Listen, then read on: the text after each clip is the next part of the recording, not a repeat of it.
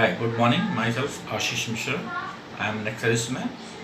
I have joined Indian Bank last year. After putting 23 of service, it was very difficult to complete the exam. I joined Mahindra Janakpuri, New Delhi, where I have been supported by all the staff, especially Mr. Harshit Sharma, who was our reasoning faculty, and to all of my staff, I am thankful to Mahindra Janakpuri. Thank you. Hello student, स्वागत है आप लोगों का हमारे channel online study 2020 में। आज हम लोग बात करेंगे बैंकिंग के एस्पायरेंट्स के लिए एक बहुत ही इम्पॉर्टेंट चैप्टर लॉजिकल रीजनिंग के बारे में।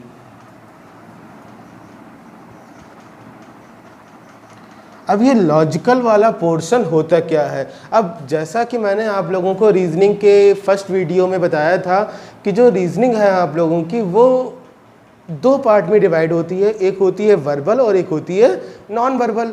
अब नॉन वर्बल रीजनिंग तो आप लोगों के एग्ज़ाम में आती नहीं जब से ऑनलाइन एग्ज़ाम स्टार्ट हुए हैं, ठीक है। तो अब वर्बल रीजनिंग में भी दो तरह के क्वेश्चंस होते हैं। एक होते हैं आपके जो जैसे आपका ब्लड रिलेशन हो गया, डायरेक्शन हो गया, सिटिंग अरेंजमेंट हो गया, इस तरह के क्वेश्चंस, और एक पोर्शन रहता है आपका लॉजिकल का।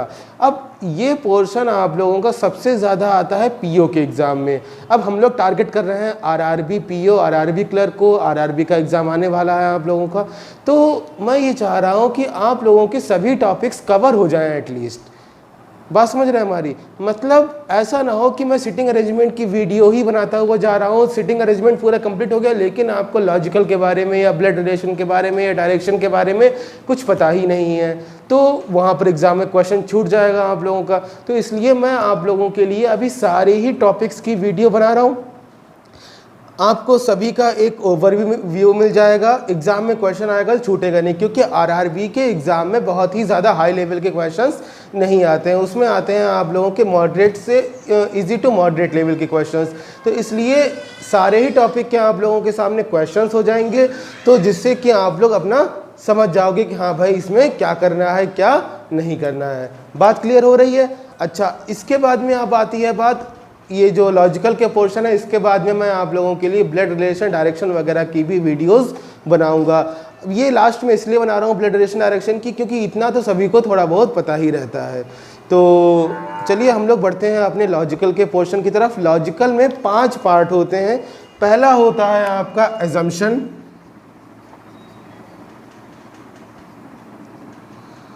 दूसरा रहेगा आर्गुमेंट, तीसरा होता है कोर्स ऑफ एक्शन, फिर आती है बात कॉज एंड इफेक्ट की, और पांचवा लास्ट रहेगा आपका ड्राइंग इन्फरेंस। ठीक है। एजम्पशन, सबसे पहले बात करते हैं हम लोग एजम्पशन के बारे में। मोस्टली आपको ये 3 पढ़ने हैं, ठीक है। सबसे पहले बात करते हैं हम लोग एजम्पशन के बारे में। एजम्पशन होता क्या है? इसको हिंदी में कहते हैं पूर्व धारणा।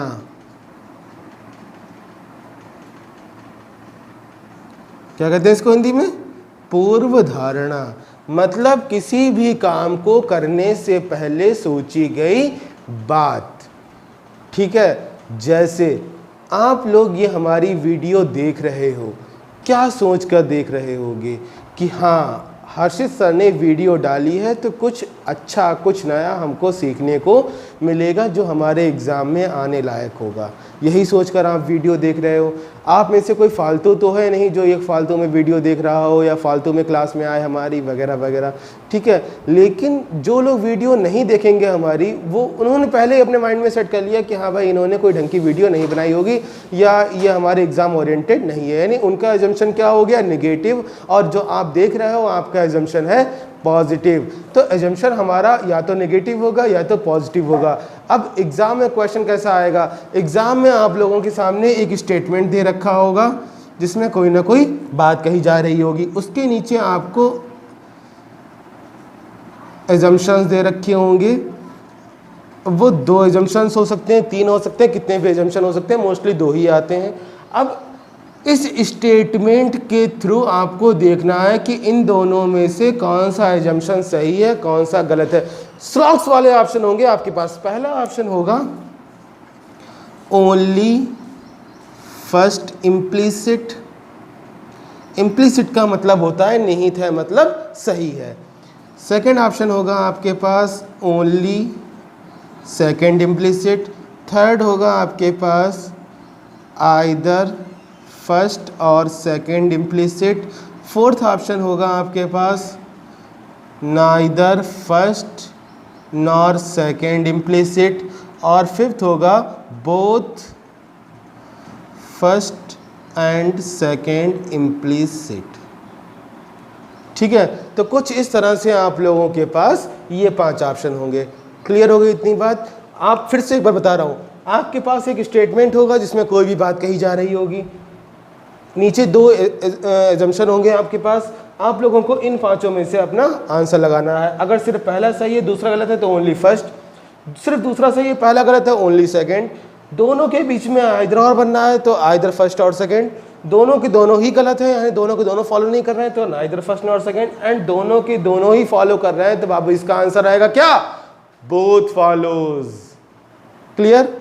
अच्छा, अब बात करते हैं हम लोग कि कैसे सही क्या क्या गलत होता है। तो देखो, आप लोगों ने 500 रुपये का छुट्टा करवाया है कभी? 500 रुपये का चेंज जरूर करवाया होगा आप लोगों ने। कहाँ जाते हो चेंज करवाने के लिए? किसी छोटी मोटी दुकान पर। क्या आप लोग कभी फरारी के शोरूम पर गए हो चेंज करवाने के लिए? या कभी किसी भिखारी से मांगे हैं 500 रुपये के टूटे? या कभी किसी मोची से मांगे हैं 500 रुपये के टूटे? नहीं मांगे हैं। क्या उनके पास होंगे? नहीं, हो सकता है उनके पास हो, लेकिन आपने नहीं मांगे। ईमानदारी से बताइएगा आप लोग। अगर मांगे हैं तो कमेंट बॉक्स में लिख देना कि हाँ सर मांगे थे, और अगर नहीं मांगे तो ये भी बता देना हमको। ठीक है, तो आपका एजम्पशन हो गया भिखारी के लिए और मोची के लिए कि नेगेटिव, कि इनके पास 500 रुपये के चेंज नहीं होंगे, तो आपने उनसे कभी मांगे ही नहीं। अच्छा, कभी अगर किसी दुकान पे गए हो, लाइक किसी जनरल स्टोर पर, किसी मेडिकल स्टोर पर, किसी पान के खोखे पर, कहीं किसी बस कंडक्टर के पास, किसी पेट्रोल पंप पे, तो क्या उन्होंने आपको हमेशा 500 रुपये के छुट्टे दे ही दिए? नहीं, कभी कभी वो मना भी कर देते हैं। लेकिन अगर आप उनकी दुकान की सीढ़ियाँ चढ़े हो तो क्या सोच के चढ़े होगे कि हाँ भाई ये बंदा हमको 500 रुपये के टूटे दे देगा, अब वो पैसे दे या ना दे। लेकिन अगर आप उसकी दुकान तक गए हो तो आपने यही सोचा होगा कि ये हमको पैसे दे देगा। क्या हम सही कह रहे हैं? अच्छा, दूसरी बात, मान लीजिए आपके घर के पास में कोई जनरल स्टोर है और आप उससे 5 बार जा चुके हो अलग अलग टाइम पर चेंज लेने के लिए, लेकिन उसने हर बार मना कर दिया। तो ईमानदारी से बताइए, क्या छठी बार जाओगे आप उसके पास?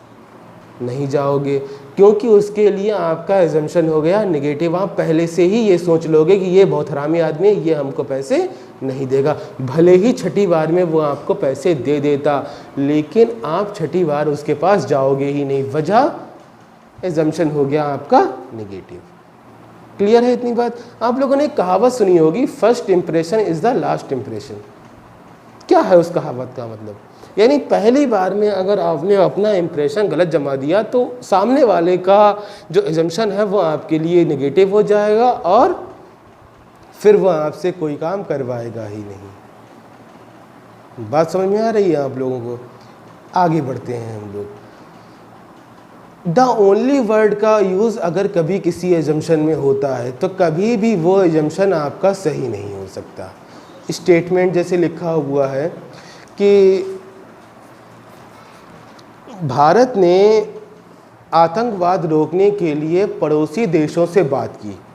भारत ने आतंकवाद रोकने के लिए पड़ोसी देशों से बात की, ये स्टेटमेंट हो गया। क्या स्टेटमेंट हो गया? भारत ने आतंकवाद रोकने के लिए पड़ोसी देशों से बात की, ये स्टेटमेंट है। एजम्पशन है इसका, हाँ आतंकवाद रोकने का यही एकमात्र रास्ता है। क्या कहा हमने? It is the only way to stop terrorism, यानी आतंकवाद रोकने का यही एकमात्र रास्ता है। ये एजम्पशन कैसा होगा? 100% गलत हो जाएगा। भाई सर्जिकल स्ट्राइक भी तो कोई चीज़ होती है, राफेल का भी तो यूज़ किया जा सकता है कि नहीं है। तो इसलिए द ओनली वर्ड का यूज़ कभी भी किसी भी एजम्पशन में नहीं होना चाहिए। अगर होता है तो वो एजम्पशन हमेशा गलत, भले ही आपको लग रहा हो कि ये कहीं ना कहीं सही है, लेकिन आप उसको रॉन्ग करके आओगे अगर आपको 1 नंबर चाहिए तब, नहीं तो आपकी मर्जी, जो चाहे कर लो, ठीक है।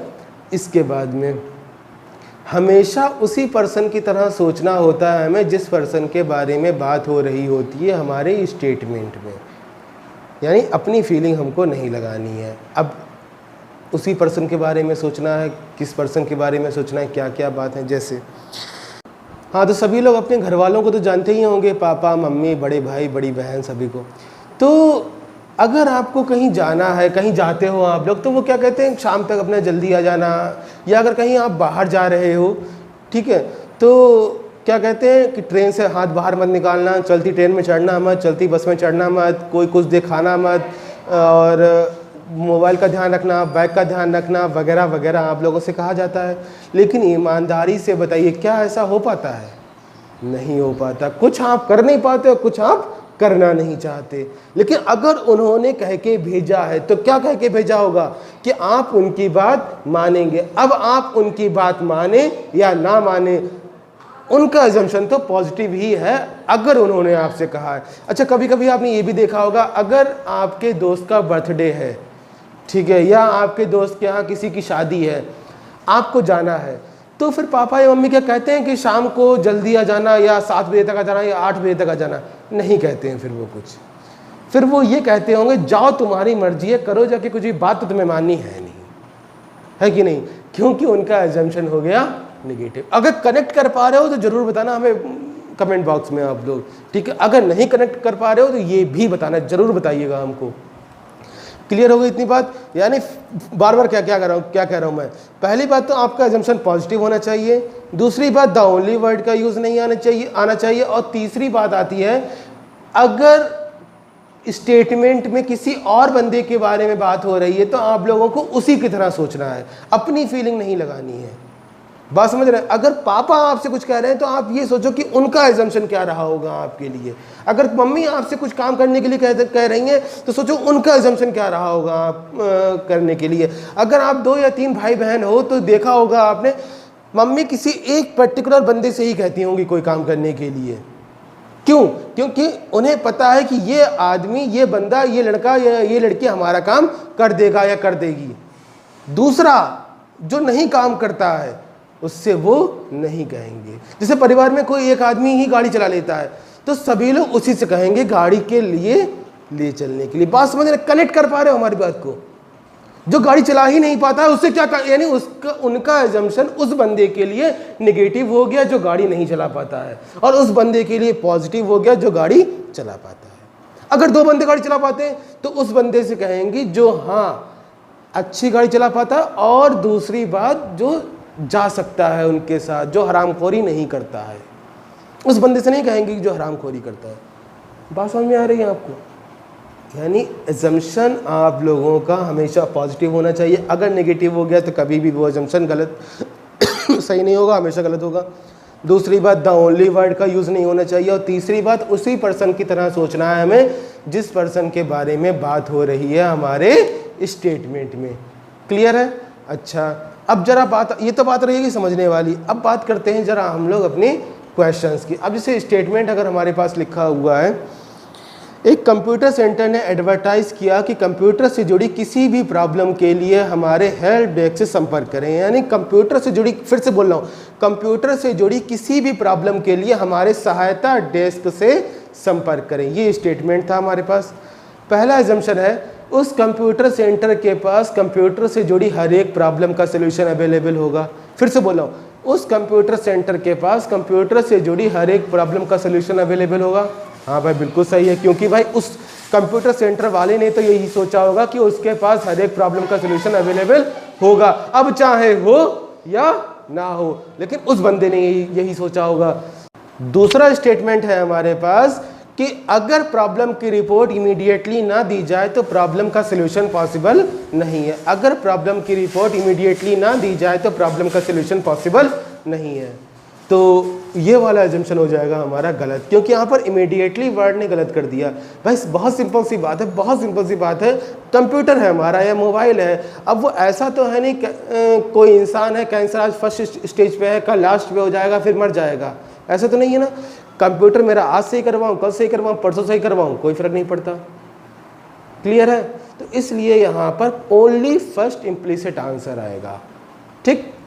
अब जैसे कि आप लोगों ने YouTube पे वीडियो देखी होगी, कहा जाता है आपसे कि हमारे चैनल को तुरंत सब्सक्राइब करें, तुरंत अभी कर दें, बेल आइकन को प्रेस कर दें।